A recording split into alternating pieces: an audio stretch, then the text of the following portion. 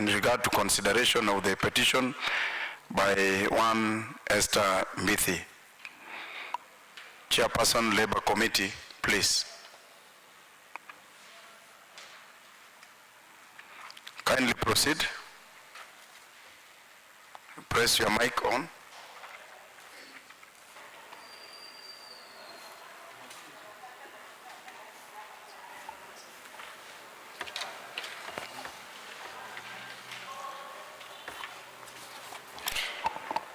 Thank you, Mr. Speaker. Pursuant to Standing Order 221, I beg to lay the following paper on the table of this assembly today. That's the 6th March 2025. Honorable member, please. We have got a fiscal strategy paper to consider before the plenary. Please. Thank you, Mr. Speaker. Sergeant Atam, take orders from the chair that no member leaves the plenary until we conclude order number 8. Can you proceed? Thank you, Mr. Speaker. Pursuant to Standing Order 221, I beg to lay the following paper on the table of this assembly today, Thursday, 6th March 2025. The report of the Sectoral Committee on the Labour and Social Welfare, consideration of the petition by Esther Mbithi, L.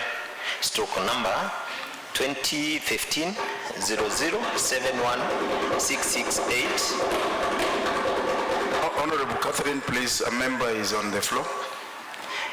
An employee of Nairobi City County regarding responsiveness to her concerns relating to historical injustice and right replacement by the Public Service Board. Thank you, Mr. Speaker. I beg to lay.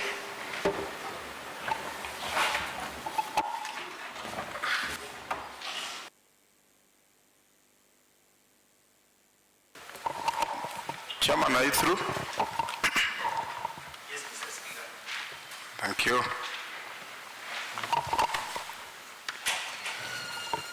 Order number 6, notices of motion. Honorable Robert Alai.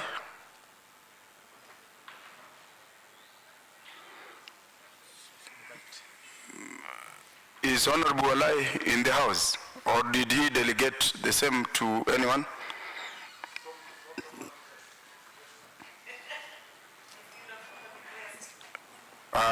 Under Order 6 on notices of motion, the mover is not around, being Honorable Alai. I direct that the notice of motion be deferred to a later date, and the House Business Committee to slot in any other day for consideration. Thank you.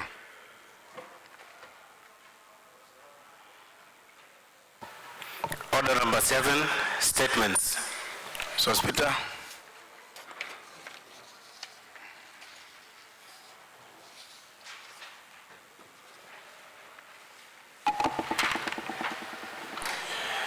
Thank you, Honorable Speaker. This is a statement by a designated member on behalf of the Assembly Business Committee, pursuant to Standing Order 47-2A.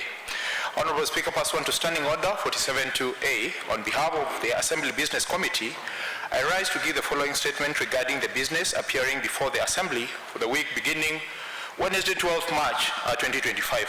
Honorable Speaker, the Assembly Business Committee met on Tuesday, 11 March 2025 to allocate business for week for consideration by this Assembly. In that regard, Honorable Speaker, allow me to brief the Assembly as follows. That 1, tomorrow, Wednesday, 12th March 2025, under Order number 8 and 9, the County Assembly will be considering the following business items. A, adoption of the report of the Select Committee on Public Accounts on the consideration of the report on the, of the Auditor General on the financial statement of Nairobi City County Assembly Service Board Mortgage Scheme Fund for the year ended 30th June 2019, and B, adoption of the report of the Select Committee on the Public on public accounts on the consideration of the report of the Auditor General on the financial statement of Nairobi City County Assembly Service Board Car Loan Scheme Fund for the year ended 30th June 2019. Number two, further, on Thursday, 13th March 2025, under order number 8 and 9, the County Assembly shall be considering the following business items. A, adoption of the report of Select Committee on Public Accounts on consideration of the report of Auditor General on public participation in Nairobi City County budget making process for financial year 2021-2022. And B, adoption of the report of Select Committee on Public Accounts on consideration of the report of Auditor General on COVID-19 vaccine rollout for the Nairobi City County government. And three, lastly, Honorable Speaker, on Tuesday, 18th March 2025, under order number 8 and 9, the County Assembly will be considering the following business items. A, second reading of the business of Nairobi City County Betting, Lotteries and Gaming Bill 2023, Assembly Bill number 12 of 2023. Bill sponsored by member Fongara Ward, Honorable Chege Maura, MCA. And B, the motion by Honorable Perpetual Ponjiwa, MCA, urging the county executive to develop a comprehensive county local tourism policy to provide for establishment of strategies and programs to boost local tourism within the county. Honorable Speaker, the Assembly Business Committee urges members of these Assembly to familiarize with the aforementioned reports, bills and motions and prepare accordingly for debate through the help of our research department. Details of the reports, bills and motions can be obtained in the notice paper, being the last page of the day's order paper and on the County Assembly website. Honorable Speaker, the Assembly Business Committee shall be informing this Assembly through its designee, the allotted business every Wednesday during the statement hour for timely preparation. Finally, Honorable Speaker, the Assembly Business Committee will again meet on Tuesday, 18th March 2025 at the rise of the County Assembly to ballot business for the subsequent week. Honorable Speaker, I now wish to lay the statement on this table of the County Assembly. Thank you. Thank you, Honorable Sospita. Clerk.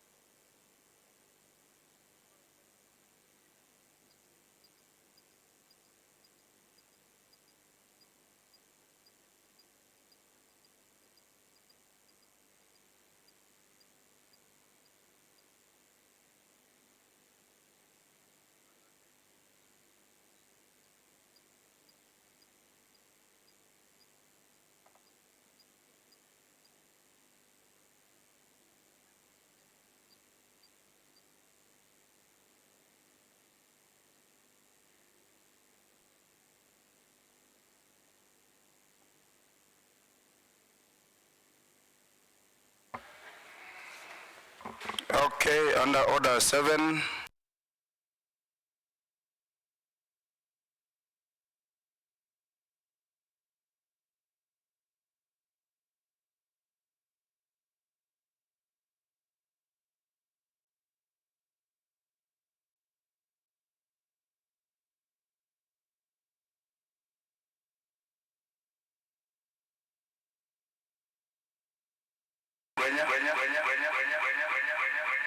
I wish to request for a statement. Honorable Jaconia. Sorry. I wish to request a statement.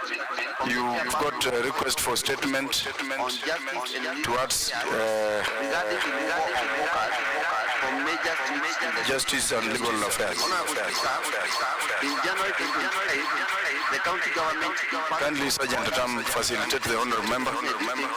prohibited workers from operating on main streets in avenues including Haile Selassie Avenue and Kenneth Matiba Road. According to the hawkers, were directed to sell their wares from baskets and lanes from 4 p.m. To 10 p.m. Honorable Speaker, in the statement, the chairperson should inquire into and report on 1. Whether the county executive has put in place measures to regulate the Okwenya. in the basket and lanes. Number 2, Okay, Honorable Okwenya. has planned to provide and erect baskets stores for hawkers. And number 3, long-term measures that the county executive put in place to accommodate and integrate hawkers in the economy of the county. Honorable Speaker, I also have another request for statement. Can I proceed? Honorable Speaker, can I proceed? Honorable Speaker, can I proceed to the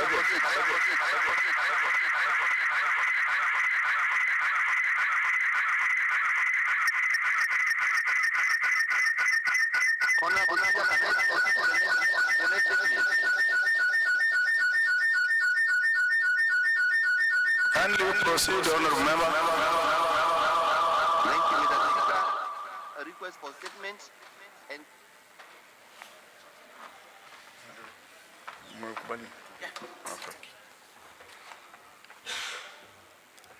I wish to request for a statement from the chairperson of the Central Committee on Land, Planning and Housing regarding the continued encroachment of public land by private developers across the county. Honorable The answered technicians are really letting this house down. I don't think that should actually be the quality of the kind of machines we procure. Sergeant Tam, kindly find out with the answered office what's happening. Honorable Kenya, kindly proceed. Thank you, Honorable Speaker. Honorable Speaker, land belonging to the county is categorized as public land by the Constitution of Kenya 2010. It is legally protected from the encroachers. However, it has become common practice for private citizens and entities to lay claim on pieces of land that belong to the county government. For instance, in the central business district, specifically around Haile Selassie Avenue bus station, the proprietor of Gogo Mall has pulled off a public lane that is road of the county. The state developer demolished businesses belonging to traders without notice in August 2024, leading to loss of and damages of businesses. Honorable Speaker, the closure of the access lanes has greatly inconvenienced pedestrians and shoppers. Honorable Speaker, in the statement, the chairperson should inquire into and report on the steps that the county executive is taking to protect public land from private developers. Number 2, whether the county executive gave the authorization to the state developer to close off the said lanes. Number 3, whether the state developer obtained development approvals for the construction of the structures. And number 4, enforcement measures the county exactly will do to protect and prevent such occurrences in the future. Thank you, Honorable Speaker. This is an urgent matter, and it's my prayer, Honorable Speaker, it is to be looked upon as soon as possible, because the people who are doing business there are already suffering, and the road that belongs to the public is already closed. Thank you, Honorable Speaker. Thank you, Honorable Member. Kindly the Chair for JLAC to give undertaking on what period of time you would want to respond to the concerns as raised by the Honorable Kwenya. The Vice Chair, JLAC, is he online? Member, an active member of JLAC, kindly step in. Oh, the Vice Chair, JLAC, is in the Assembly.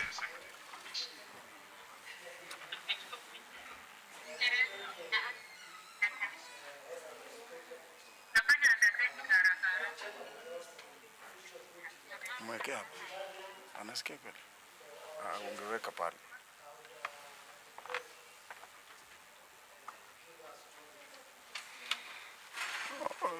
Thank you. Honorable Kwenya, the Vice Chair JLAC has requested for 2 weeks in order to get a substantive report. Are you okay with that? Honorable Kwenya? I'm very okay with that.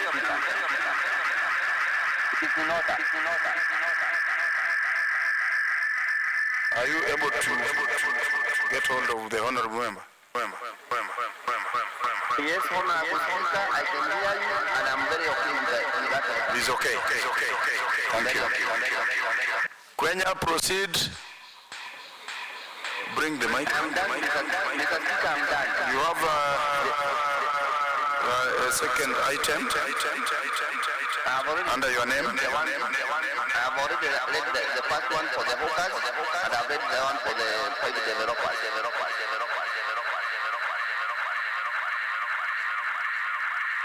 Sergeant. Honorable Member, what have you just said? I have read the one for hawkers I've read, and the other one for encroachment I've read already. Okay. Thank you. Now the chairperson, lands, planning and housing, to give undertaking. Honorable Majority Leader, you are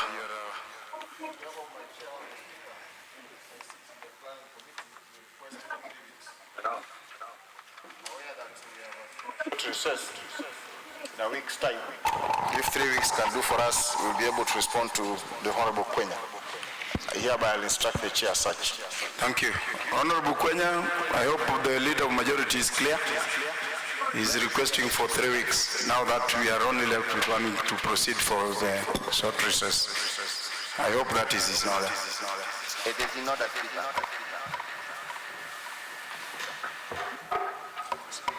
Okay.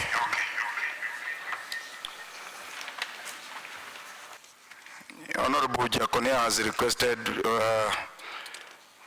his request for statement to be deferred to tomorrow. By the leave of chair, the request is granted. Honorable Joy Mudoni.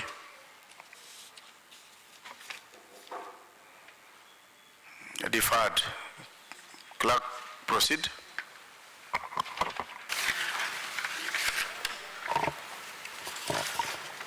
Order number 8, procedural motion. Honorable Emily. Is it?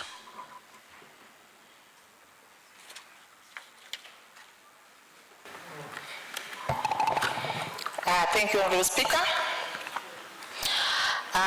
Mr. Speaker, sir, I beg to move that notwithstanding the provision of Standing Order number 227, Section 7, and pursuant to provision of Section 90 of the Public Finance Act 2012, this Assembly resolves to extend the period of consideration of the County Fiscal Strategic Paper for the financial year 2025 and to 2026 by a period of 21 days from Saturday, 15th March 2025.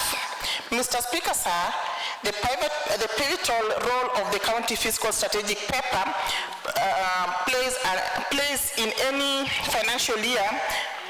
Sorry, let me go through that again. Honorable Speaker, the pivotal role of the County Fiscal Strategic Paper, CFSP, plays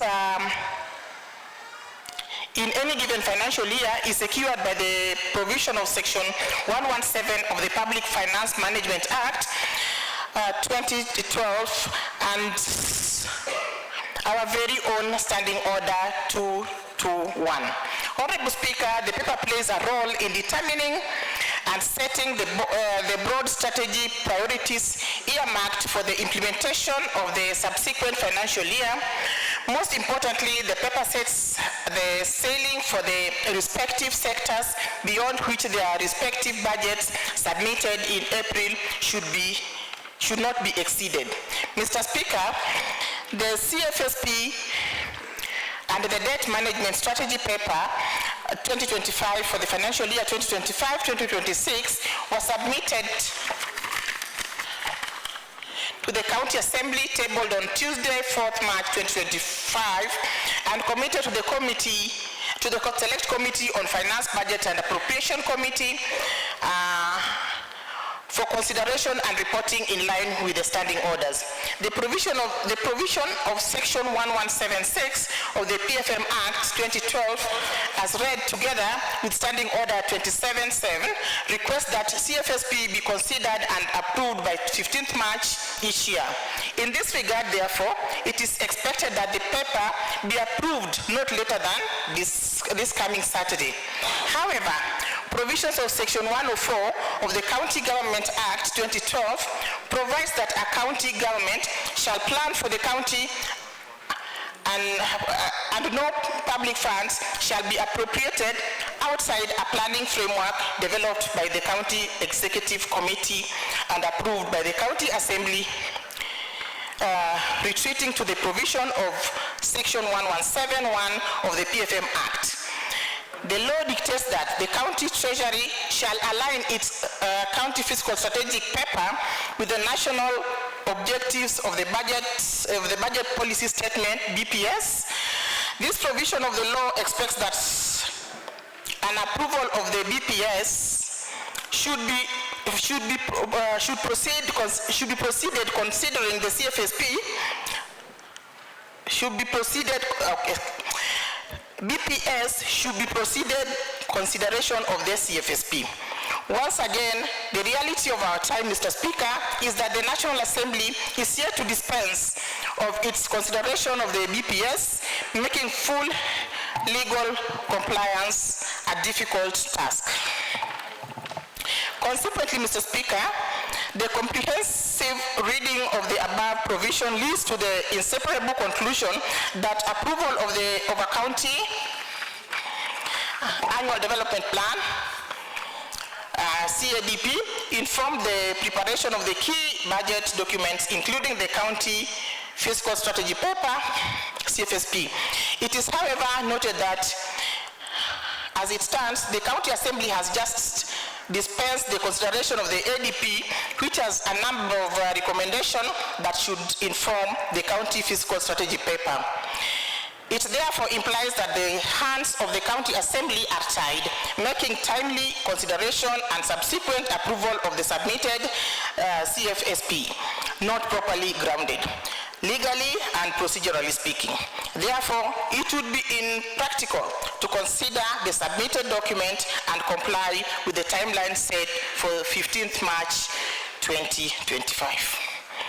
Mr. Speaker, sir, This process should therefore not be realized within the limited time available for consideration of the CFSP, hence the need to extend this deadline to make it possible to have a budget document that meets the aspiration of the county government while maintaining the spirit of Section 117, 125, and the PFM Act 2012, and Section 104 of the County Government Act 2012.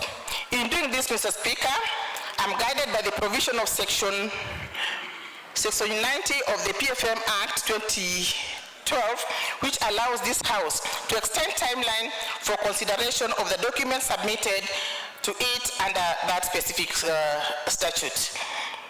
The ruling of the Nairobi City County Finance Act 2018 has indeed confirmed these facts. In this regard, therefore, Mr. Speaker, sir, I wish to beg that the Assembly agree with the committee on the extension of this time as proposed by this Assembly through its committee to adjust the CFSP 2025. Honorable Speaker, I beg to move and request Honorable Katile to second.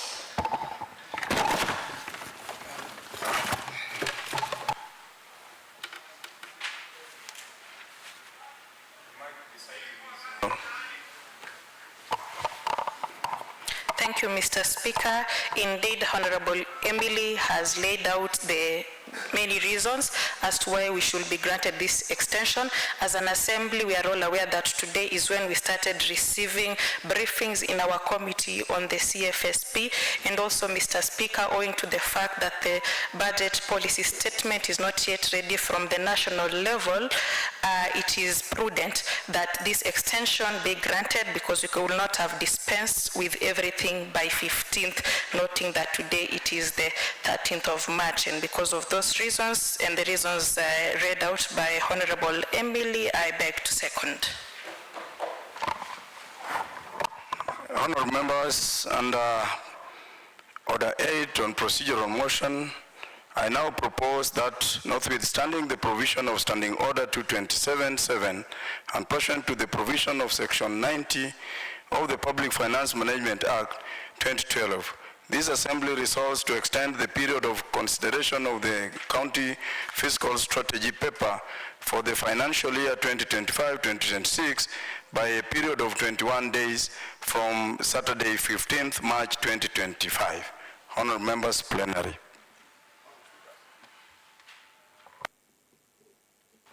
Yes, Honourable Majority Leader, please. Honourable Speaker, I don't know whether. thank you, Speaker. Allow me also to put my voice on this. That is very important for this particular agenda to get enough time. And speaking on the point of the broad-based government, for those of us, as I sit here now, I want authoritatively, Honourable Speaker, to pronounce that beyond last week on Thursday and Friday, I am the leader of the broad-based government in this House. Having said that, Honourable Speaker, I'm here to confirm whether my counterpart is part of the broad-based government or I'll be forced to appoint the leader of minority who is part of the broad-based government. But the acting president is seated precisely looking at me, and I'm sure my counterpart is also part of the broad-based government. Having said that, Honourable Speaker, I want to put on the basis of the broad-based government. You're aware my party leader, who I can equate to the co-president of the Republic of Kenya so far, say this in his statements, that for us to achieve the reality of devolution, the national government ought to release what belongs to the county government. And he has put to a cap of 450 billion. The reason as to why the national government has not yet pronounced itself, because there's a tussle between the Senate and the Treasury, whereby the Senate is proposed to have given county governments 417 billion, while the National Treasury, led by my friend, the most learned mathematician on earth currently in Kenya, EBS Mbadi, is proposing 405 billion. Now with the enigma of Police of Kenya pronouncing himself, the Right Honorable Raila Odinga, for those who heard him in KICC, he was not talking about 405, he was not talking about 417, which is a tussle between Treasury and the Senate. He was talking about 450 billion. Premise on this, I don't think His Excellency, the smartest president currently in Kenya, William Ruto, will ever change the lane the elder brother has said. And we stick to that. As a broad-based government, I want to plead with the National Treasury to provide county governments with 450 billion. So that this assembly can have a budget of 6 billion, we do a proper oversight. Honorable Speaker, I've just heard you facing a challenge on a communication. Your members cannot communicate virtually because the system is outdated. But Speaker, you cannot afford to buy a modern system. If the National Treasury, under the wisdom of the Right Honorable and His Excellency the President, can allow the national government out of 4 trillion, our budget is projected this year to be 4 trillion. Out of 4 trillion, only 450 billion to the county governments. Honorable Speaker, I'm sure you'll have a budget of 5 billion from 3 billion to the County Assembly of Nairobi. And no one will fail to do his oversight role. Honorable Speaker, on that also, on behalf of CAF, we are looking forward that autonomy of assembly is realized before the National Parliament pronounces the estimates, the way forward for this particular sharing of revenue. Honorable Speaker, I beg to ask this assembly, on behalf of the broad-based government, kindly from today henceforth, call me the leader of majority for the broad-based government. Because I'll be leading both national issues and county issues broadly. My counterpart Kainde is here with us, is still a member of broad-based. Until then, we are intertwined. Me and Kainde, we are one. Outside there we'll talk, inside here we are one. So don't worry about Kainde. You see, we are seated together. For those reasons, Honorable Speaker, I want to say thank you so much for the patience, and thank you, the chair, the acting chair, in the present absence of our chair. I must also applaud the entire assembly, Honorable Speaker. For a good gesture, we showed our chair for budget during the Battle of the Mother. I saw Kina Lugonzo, they just arrived this morning today. They still remain behind to give some warmth to the chair. Honorable Speaker, thank you for leading us. A number of more than 100 MCAs who are in Migori, led by the President of Broad-Based Government, the Right Honorable Prime Minister. That was a good gesture. Thank you so much, Speaker, and God bless you. Thank you, Honorable Majority Leader. The official communication I have as the chair is Honorable Peter Anyole Imwatok is holding a position of the leader of majority in the Assembly of Nairobi. So the self-proclaimed position, actually that should be not for this environment. I want it to be very clear, Honorable Majority Leader, the title can be used somewhere else but not within the precincts of the Assembly. Honorable members, am I clear?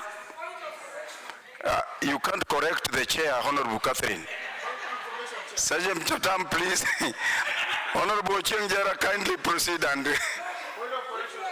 Order, Honorable Catherine. Please, Honorable Catherine. Majority Leader, please. No. Your mic, the Honorable Chengjara is on the floor. Honorable Chengjara, kindly proceed. You want to be informed by the Honorable Majority, but you have not even contributed.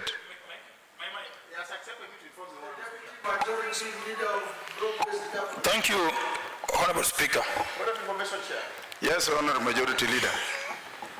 Honorable Speaker, Mheshimiwa Chengjara was not part of my entourage in a private VVIP launch that day. I want to inform you that following the Honorable Jera and the entire House, a document was signed that committed ODM to UDA under broad-based government. That meant we are partners, both out and inside.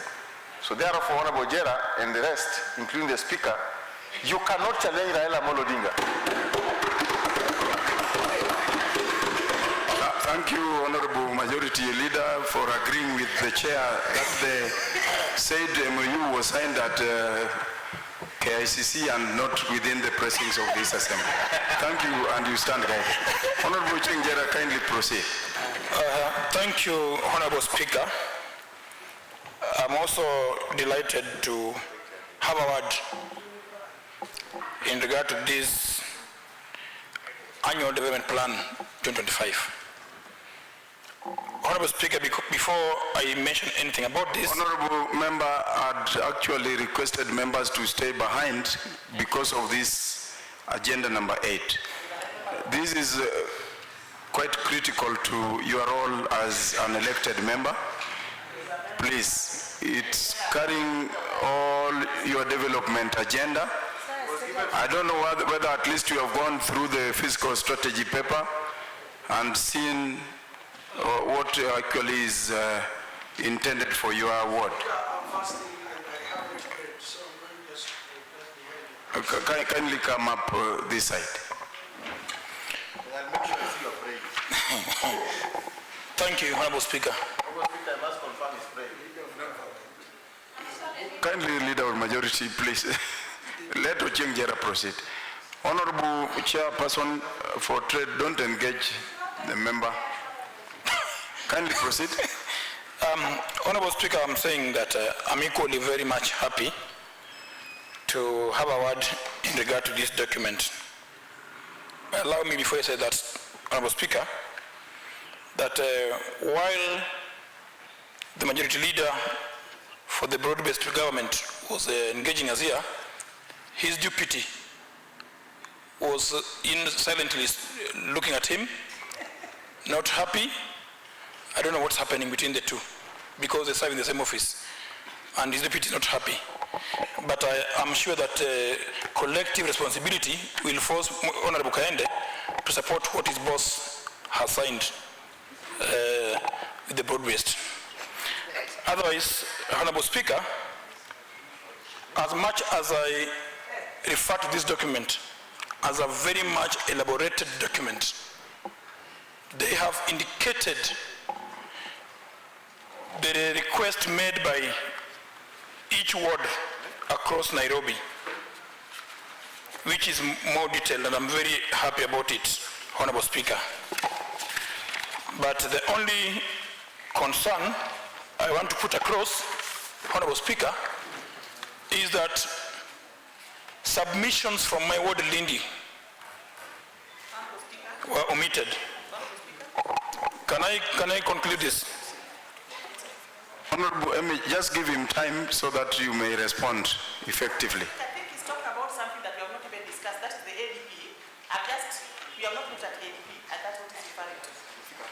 Yeah, but I need to put it before the House so that the member, the Speaker knows that I have a complaint. You know, Speaker, there's a time when this document was brought to the House, and after 1 hour, the public will have this document. They will ask you, in that document, we have seen Makina, Sarangombe, and other words. Where is Lindi? So I have to put it very clearly here. If it is coming up, I will be able to wait for that day. But the truth is, there's a day that a document was brought before this assembly, and within 1 hour it was out there. People are asking, where is Lindi in this entire document, Honorable Speaker? And therefore, I wish to your protection that I am granted that opportunity to ensure Lindi is part and parcel of this document. Lindi and Makongeni associate. Honorable Jera, maybe you need to revisit the motion before the House. The Honorable House is just seeking for extension of period on which to consider the fiscal strategy paper. So I hope your concern as raised is very pertinent, and it's going on record that such should be corrected. And the Vice Chair, Budget and Appropriation Committee, you are here to listen to members. I hope at least you have taken that positively. Yeah.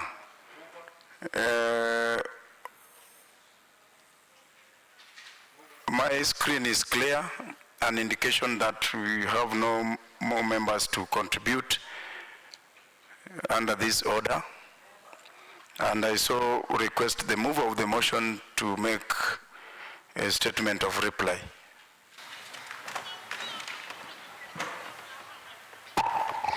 Thank you, Honorable Speaker. Thank you, members, for standing with us today. Because there are so many activities taking place out there, I didn't actually expect us to get quorum, but I thank you so much. Those who are in the assembly and those who are online. The leader of majority leader and the leader of, in quotes, the leader of the broad-based government, thank you for being here. Katile, thank you for seconding. And with those few remarks, Honorable Speaker, I beg to reply. Honorable Vice Chair, I hope I was very clear.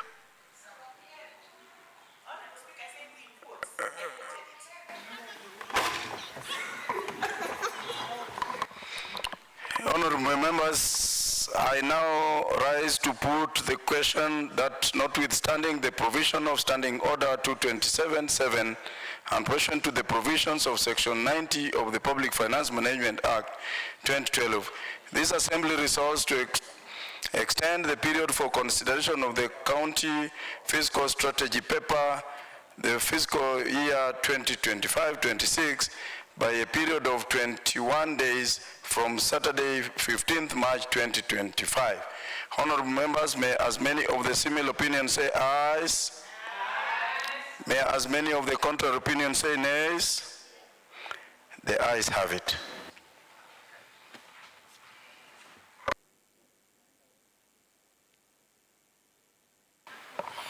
Order number 9, motion.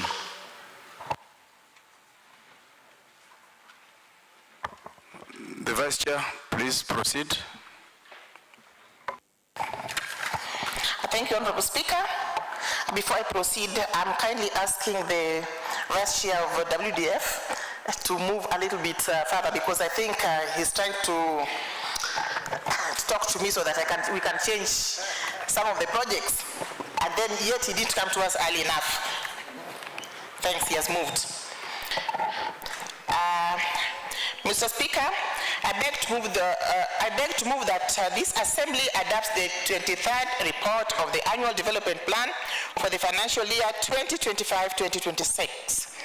Mr. Speaker, sir, Thomas Jefferson attempted to address the rationale why governments and constitutional among men, to which he averred that the undertaking is meant to safeguard the unalienable right of life, liberty, pursuit, and happiness.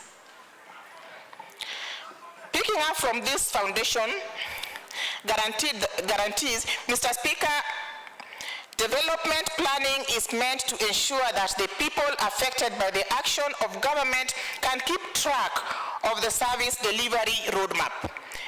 It is the anticipation of the provision of Section 1261 of the Public Finance Management Act 2012 that the county government shall annually make public the priority development it intends to roll out through a consolidated document called the Annual Development Plan. Such plan, once financed, through the rigorous review process in the county executive, should be submitted to the county assembly not later than the first day of September, with copies also directed to the Commission of Revenue Allocations and the National Treasury. Mr. Speaker, while scrutinizing the plan, the committee observed that it had to a great extent complied with the minimum statutory requirements as espoused in the County Government Act and the Public Finance Management Act 2012. Mr. Speaker, during the consideration of this plan, the committee noted a number of issues against which it will be proposing amendments to make the plan a perfect launching pad for the budget making process for the financial year 2025-2026. The glaring deficiency that the committee noted in the submitted ADP, which it shall aim to address, include arithmetic errors in the ADP, the requirement for submission of implementation report of the solution of the county assembly on the ADP for the financial year 2024-2025, alignment of the ADP to the approved CIDP, including introduction of new projects, midstream, consideration of stakeholders engagement, and masking of partners stroke donors engagement included in the ADP, budget targets for the various activities in the submitted ADP, among other sectoral issues identified during this review. Mr. Speaker, after review of the submitted ADP, the committee has proposed a number of adjustments to make the plan responsive to the needs of our time. Under the Finance and Economic Affairs, the committee was once again keen to understand the revenue mobilization strategies to be employed to realize the elaborate resource requirement contained in the ADP. The committee agreed with the county treasury that the revenue collected and accountability cannot be treated as an isolated activity where some sectors take a backseat. The committee expects that the upcoming county fiscal strategy paper 2025 shall be more intentional, focused, and clear on the revenue roadmap for the county, especially on the time of growing service delivery demand. The committee believes that the measures employed by the current administration have the potential of clearing the runway for the county to collect Kenya shillings 20 billion in a financial year. We can do this, Mr. Speaker, sir, if we pulled up our socks and go extra mile, become more fragile and on how we spend what we collect, reduced our appetite for any wastage, and become more accountable. Yes, Mr. Speaker, we can. Mr. Speaker, sir, environmental conservation and solid waste management are at the epicenter of the action points of the current administration. The committee appreciates the efforts that have thus far been made, acquisition of additional cleaning trucks, purchase of litter bins, and supervision vehicles. This committee was informed during this deliberation that the Green Nairobi sector under the environment subsector intends to acquire additional of those working tools for a cleaner environment. The committee agrees with the efforts thus far made and has recommended that in the coming financial year, the county government should continue prioritizing extensive garbage collection, maintenance of access roads to the dumping sites, acquisition of litter bins, and servicing trucks. In this regard, the committee has supported the proposal by the Sectoral Committee on Environment aimed at pushing this goal forward. Under the talent, skills, development, and care sector, the committee has, in line with the approved CIDP, okayed continued construction of ECD center, construction of social halls, sports complexes, stadia, among others.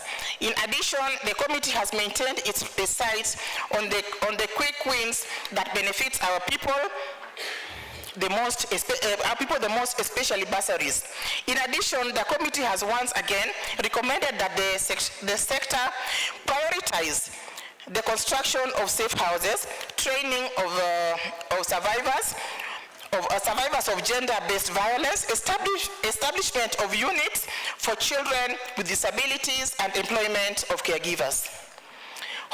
Honorable Speaker, under the business and hustlers opportunities sector, the committee has also, through his report, proposed an enhanced allocation for construction of modern kiosks, as well as the allocation of the wards Biashara Fund. This, the committee believes, will directly impact on those at the very grassroots of our wards. Under mobility and work, Mr. Speaker, sir, the committee confirms that the sector has included priority areas in our wards that if implemented, would revitalize our ward for the better. The plans have allocations for installation of street lights, road maintenance, utilization of the roads maintenance levy fund, among others. The committee has, through this report, recommended that there is need to find a lasting solution on the defiant NMS projects while ensuring that the projects approved by the Assembly through the previous supplementary estimates are implemented. Mr. Speaker, sir, the committee heard from the county treasury during the deliberations on this ADP that the health sector is a beneficiary of a number of conditional grants that are neither declared nor included in the budget estimates approved by the county assembly. The committee has recommended that grants received by the health sector and all the sectors be managed within the available legal framework. So we expect to see all the grants in the CFSP and budget estimates for the financial year 2025-2026. On ward development programs, as members are aware, the allocation per ward has been about 23 million. A figure that the relevant sectors decries does not take into account pending bills for the sector. To sort this mess, the committee has recommended that the allocation for WDF be increased to include additional 1.7 billion for the pending bills. This foresight of the budget committee is meant to ensure that the pending bills do not slam brakes on new development. Based on the above, Honorable Speaker, having reviewed the submitted annual development plan 2024-2025, the committee recommended that, one, that the policy and the cross-cutting recommendations contained in the tabled report be approved. Two, that the sector-specific amendments and the intervention to the annual development plan be approved as contained in the tabled report. Honorable Speaker, in conclusion, and pursuant to the provision of Section 1263 of the Public Finance Management Act 2012, the County Finance Budget and Appropriation Committee recommend that this Assembly adopt the 23rd report of the Select Committee on County Finance and Appropriations on the Annual Development Plan for the financial year 2025-2026. Honorable Speaker, before I call Honorable Katile to second, I would want to make something clear that I think members, you have a document. What you see in that document are not the projects that are going to be carried out in your wards in 2025-2026. That is, we actually just captured the response we received from the public participation. So just don't think like, I know there are areas that so many things are not covered, but what we picked is exactly what was covered. There are other areas that we realized even they were not members residents of those wards did not turn up. So we could not just decide that they have said 1, 2, 3. We only captured what they told us. And I'm appealing to members for us not to have this type of problem again. I recommend that every time we go for public participation, I request that you be there. Because when you are there, you will actually see what we go through, what is captured, what is not captured. So members, kindly, we are starting another, we are going out for CFSP public participation from tomorrow. Please show up in your ward so that when we come here to do a presentation, you don't blame the budget committee for omitting things that were said. Yet, people did not say that. With those few remarks, Honorable Speaker, I ask Honorable Katile to second.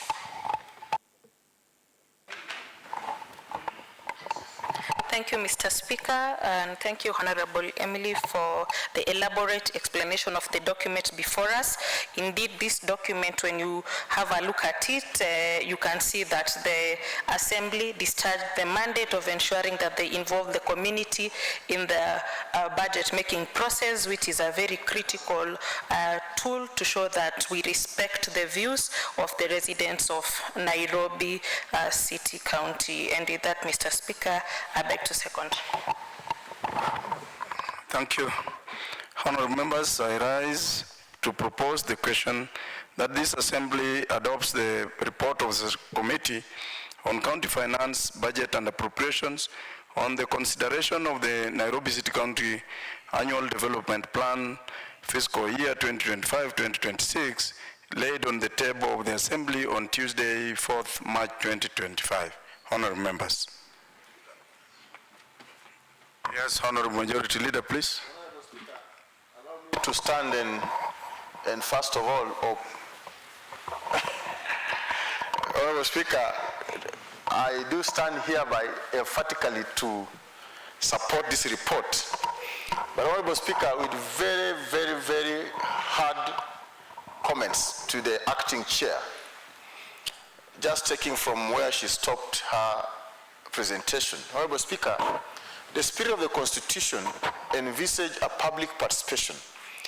In this House, when you're a Deputy Speaker, passed Public Participation Act, Speaker, you can remember, the Nairobi City County Public Participation. And the wisdom of our Constitution dictates that after the public participation, under the Constitution of Kenya, Article 1, the sovereignty of people is now exercised by us who are elected in this House and those who are specially nominated.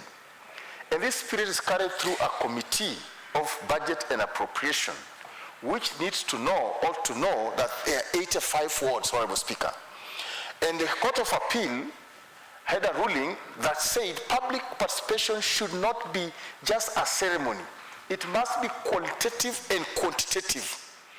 Honorable Speaker, if you look at this document, the current report as laid, it is not quantitative and qualitative, but it's a public participation. Why am I saying, Honorable Speaker? It's given in terms of sub-county. For instance, Kibra, say Kibra report on Kibra sub-county, then they put words. And then after the public participation took place in a sub-county, it did not go to the ward level. The people of Lindis were not reached properly, but there's a representative under Article 1 of the Constitution, Ochengjera, which the Committee of Budget ought to have called him, Honorable Ochengjera, to be informed that during a public participation, which was not qualitative and quantitative, we want to see your input on behalf of your people on this particular report, so that Honorable Ochengjera could have imparted now the wisdom of the people of Lindi of electing him. Honorable Speaker, it perturbs that even the leader of majority of this House, Makongeni as a word was said, there are no concerns in Makongeni.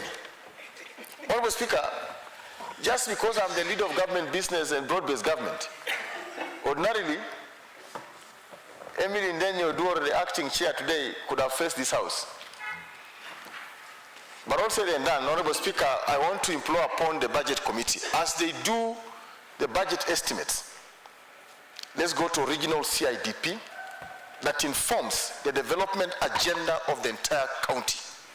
This is a report backing up the ADP which was presented. That's why I've withdrawn a bit, because there's a original ADP which was forwarded before this House before it went to a public participation. And I believe the Lindi ward had issues in that ADP. Makongeni had issues which has not been touched. That's why the acting chair has convinced me behind there that all is well. But next time, Chair, please, if you see this, policy about perception. When somebody walks out, the fourth estate day sees Makongeni in the report, it was not featured. The leader of majority is sleeping on his job. And you know Makongeni is the only ward with the artificial turf in Kenya, FIFA standard. Not Ashim Kamau took our president to launch a 7-a-side field. You know, Speaker, Makongeni ward is the only ward in Kenya with a FIFA standard artificial turf, capacity of 6,000 seater. done by the Honorable MCA, who is the leader of majority of this House, not the MP, not the governor, not the president. So, Honorable Speaker, I want to implore the Committee of Budget, led by the veteran Catherine, when you sit in that committee, consider all the 85 words for perception purposes, so that no one can say, I myself slept on my job in this House, neither Ocheng or on the other. But I believe the ADP, which was forwarded before this House, I've just seen on a soft copy, it captured all what Mheshimiwa Ocheng envisions in the CIDP, and the CC will follow that as they do the estimate for this financial year budget as they prepare for it. Honorable Speaker, I beg to ask this House to support this report and pass it overwhelmingly. Thank you, Speaker. Well articulated. Honorable Mumbi, your microphone is on.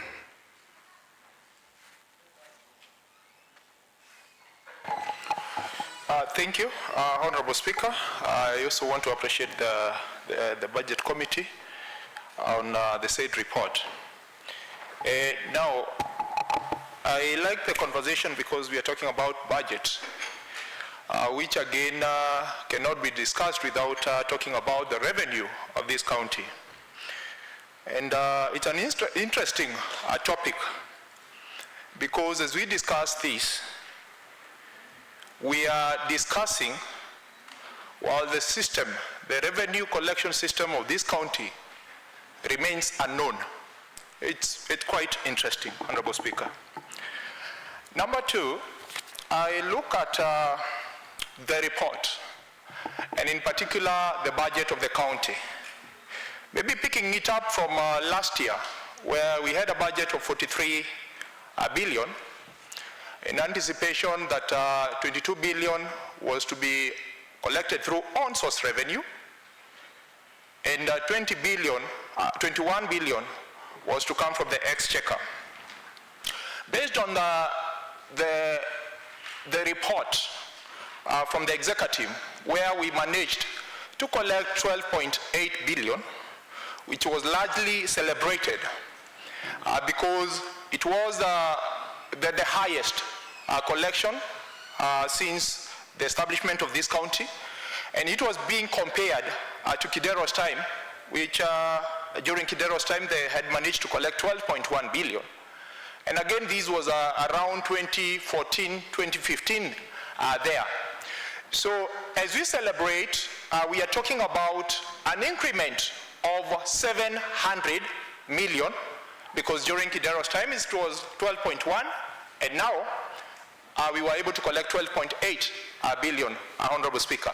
So now you look at the time frame there, because we are talking about 2015 and now we are in 2024, or we were in 2024. So we are comparing now 9 years, Honorable Speaker, down the line, and the much we can talk about in terms of increment, while I appreciate the progress, we are talking about 700 million. I think you compare that to the changes that have been there. Number one, on the side of parking, Honorable Speaker. During Kidero's time, parking was 100, and it was within the CBD. Today, we are collecting, even in the outskirts. You go to Roysambo, you go to Westlands, we are collecting revenue for parking. You look at the changes in terms of land rates.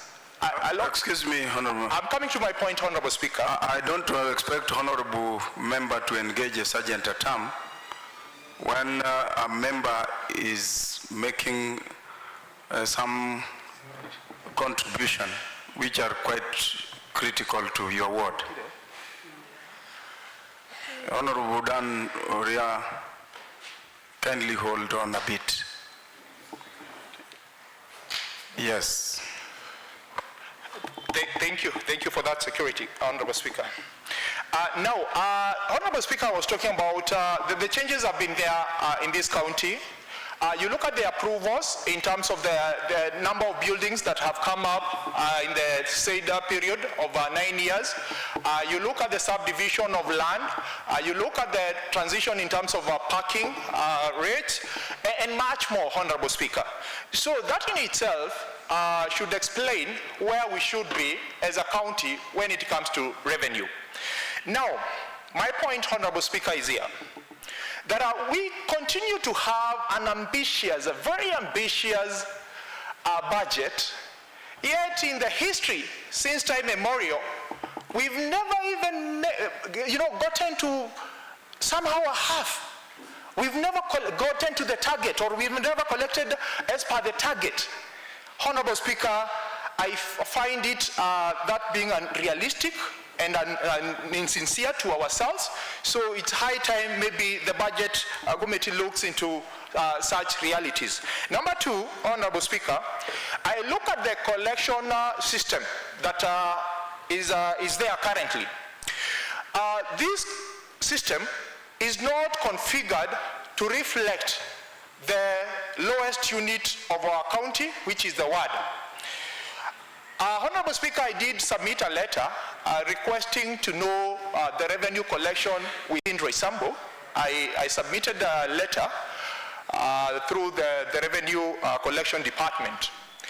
And I wanted to know the amount of money generated in terms of the revenue collection streams, that is land rates, parking, licensing, and so on.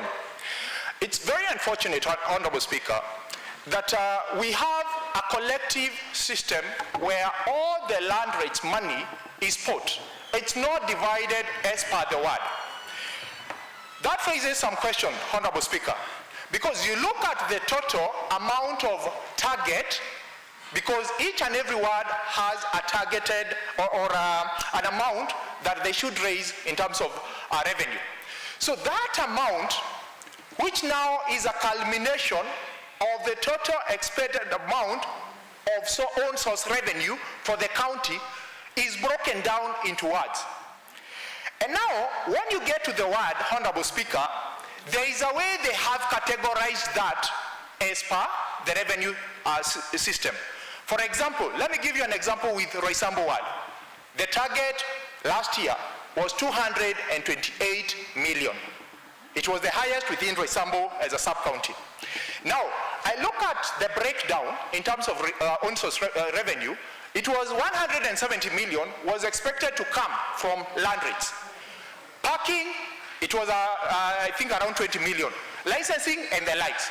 Now, Honorable Speaker, if that target is given as per ward, but when it comes to collection, we don't have an independent account that now explains that the land rates collected from Roysambu, it's here in this account.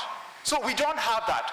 The all amount is amassed or put in the same kitty. So that begs the question in terms of how then are we able to explain the 228 million. So that is a big concern, and perhaps if you ask me, Honorable Speaker, the budget and this house should be looking into ways on configuring or having a system that aligns with the ward, so that we look at the revenue coming from each and every ward.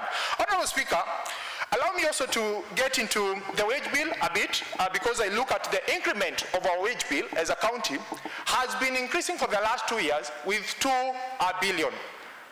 Even this year, we expect it to rise, the wage bill, with 2 billion. So with this kind of trend, Honorable Speaker, in looking at our revenue collection facts or details, it begs question whether we are really able to sustain this kind of increment and transition. The other thing is about street lights. And with this report, can we come up to a solution-based kind of report? And this goes to the chair. A solution-based kind of report, which now, for example, in terms of street lights, this is a concern that has been there around the 85 wards.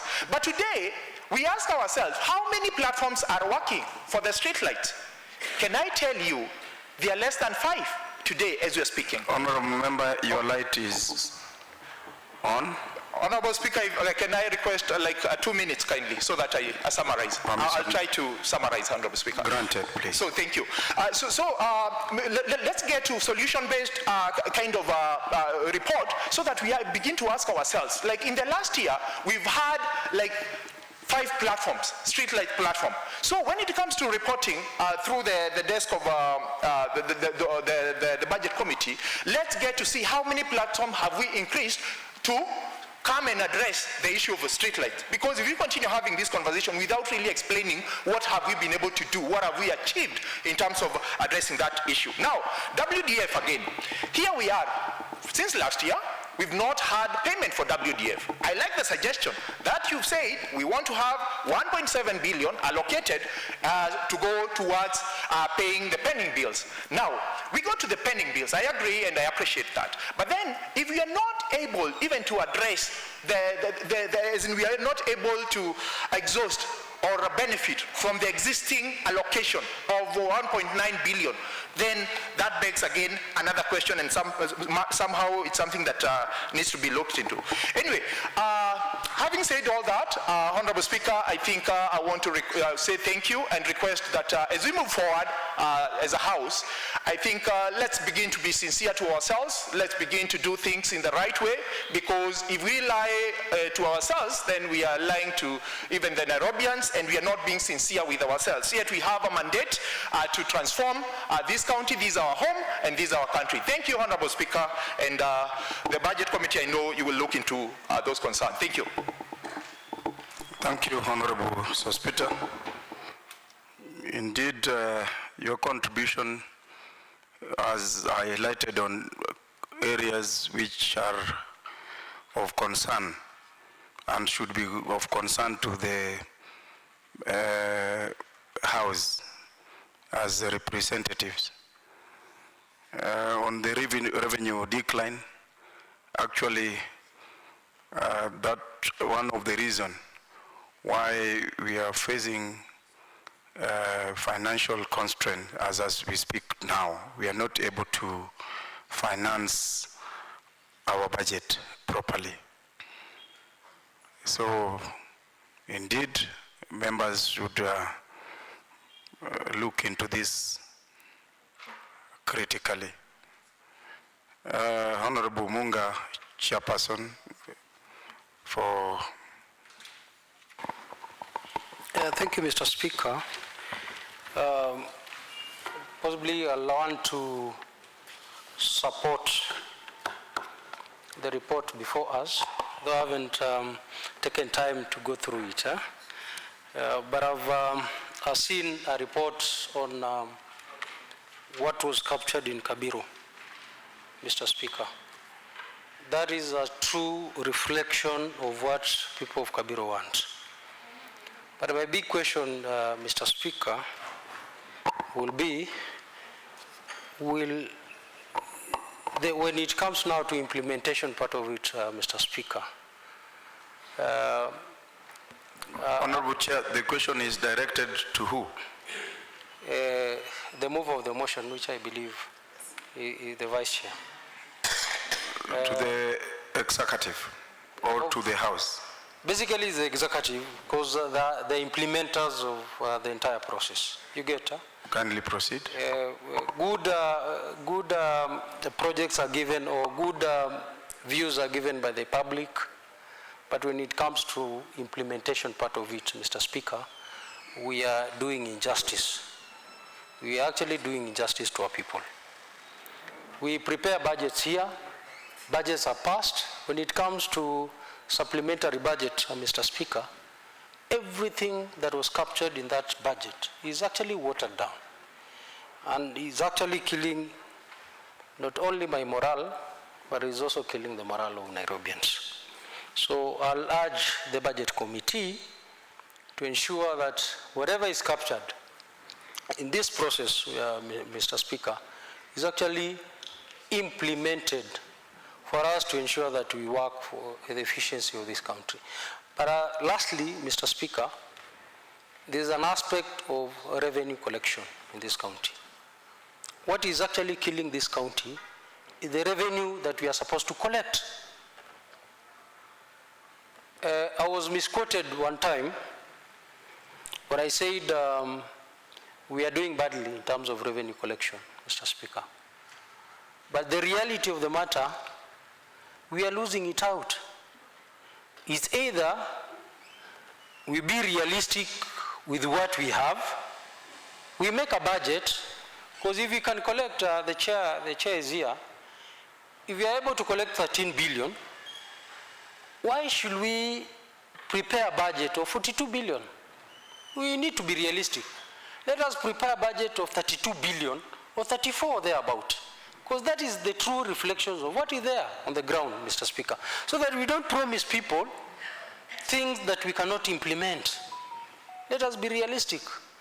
When you tell your people that I'm going to prepare a social hall, and if you find that the supplementary budget, every social hall was scrapped, there's a mockery to our people, Mr. Speaker. So I'm urging the budget committee, kindly let us work for Nairobians. Thank you, Mr. Speaker. Thank you. May I now call the mover of the motion to reply? Excuse me, Honorable Member for Nairobi West, you have a burning issue, but you have not made the request, but you can proceed. Thank you, Mr. Thank you, Mr. Speaker.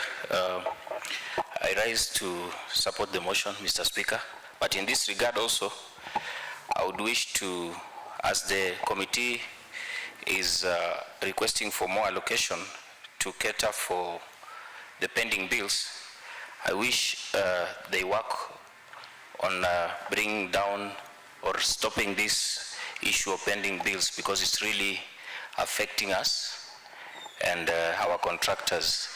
I would request that the committee work on a lasting solution on this issue of pending bills, so that we don't carry them forward. We act on them once and for all. It's really a pain to the contractors as well. Thank you, Mr. Speaker. The mover.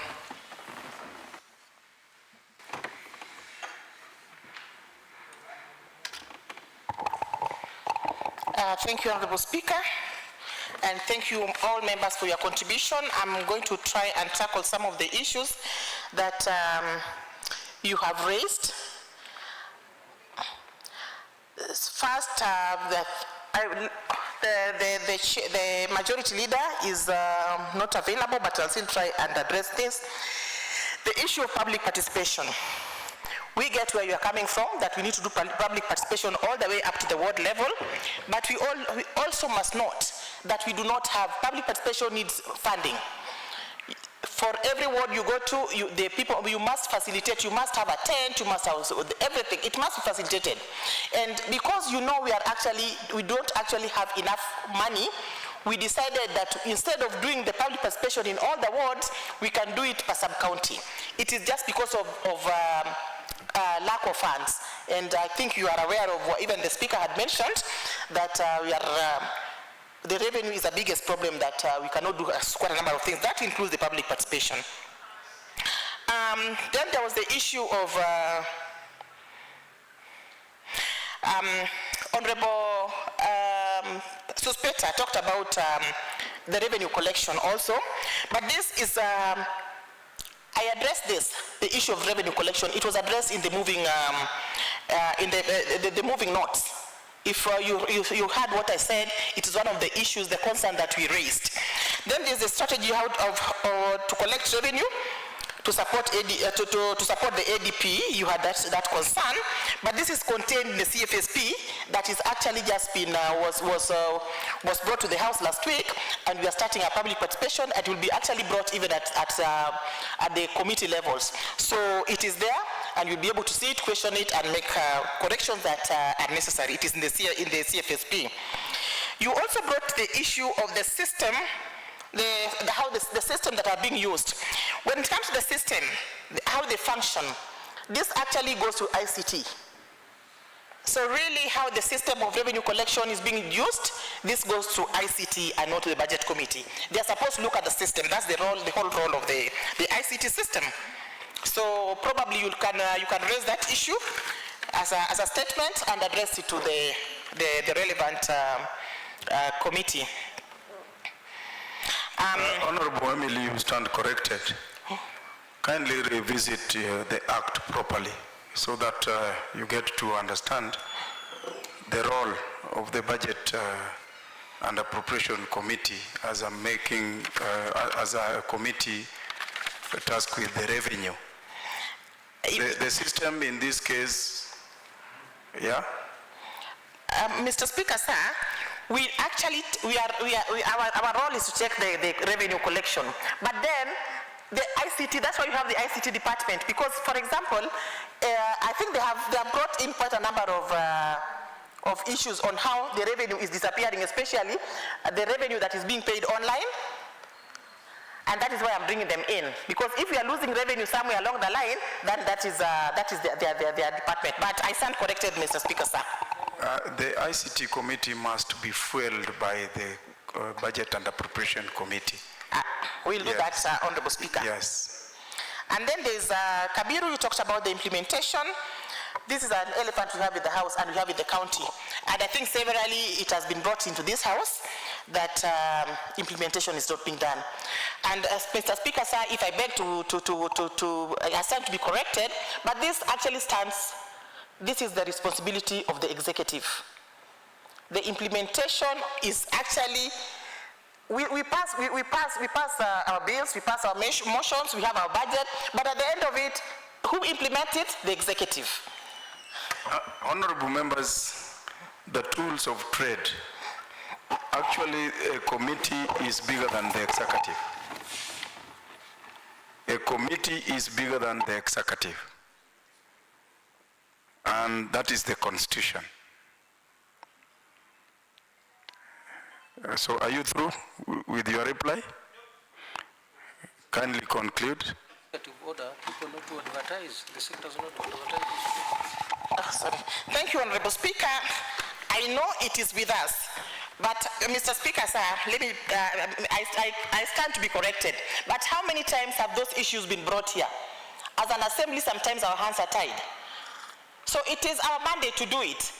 But then, for the last 8 years I've been here, this issue has always been raised. We have an implementation committee which also says, oh, they are not giving us the report, they are not. So we will work with them, but as far as I know, Mr. Speaker, the implementation, it is actually with the executive. We can have the best documents we want, but if they refuse to implement it, what are we going to do? We'll come here, we'll call the CC, we'll call the chief officers, but if they don't have the goodwill, Mr. Speaker, sir. Honorable member, don't play victim. Yes. You have all the powers. You know what is supposed to be done if a member or a CEC member fails to implement a resolution by the committee. The law is very clear, and it is at your disposal as a committee, not as an individual. Yes, Mr. Speaker, the law is very clear. And that's why you wield power upon the Speaker, upon the Governor, and upon anybody else. The committee is bigger than all of us here. Yes. It is, Mr. Speaker, but I agree with you. But members, I think we know. Let's not bury our heads in the sand and say we have not tried. Every time people come here complaining, so when you give up, we are not. As a committee, when you give up, then you render yourself helpless.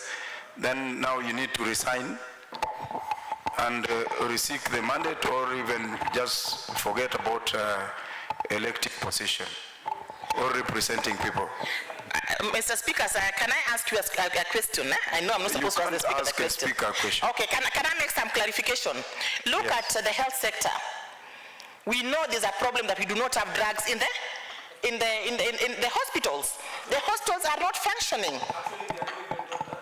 We don't even have doctors. Then we have it's now the responsibility of the Honorable House to get and find the terms of reference in articles of the Constitution on how to counter that. Yeah, so I'm just giving an example of health. And how many times, I'm a member of that committee, Mr. Speaker, sir, we have tried several times to summon the CC, to summon the chief officer. They don't show up. They don't show up. What we hear at any given time compel a CC member or even bring a censor motion before the assembly. Don't play helpless, my members. Yes. Honorable members, no, the member was replying, so you can't raise a point of order. Honorable members, I now put the question that this assembly adopts the report of the Committee on County Finance, Budget and Appropriations on the consideration of the Nairobi City County Annual Development Plan, financial year 2025-2026, laid on the table of the Assembly on Tuesday, 4th March 2025. Honorable members, may as many of the similar opinions say ayes. May as many of the contrary opinions say nays. The ayes have it. Clerk.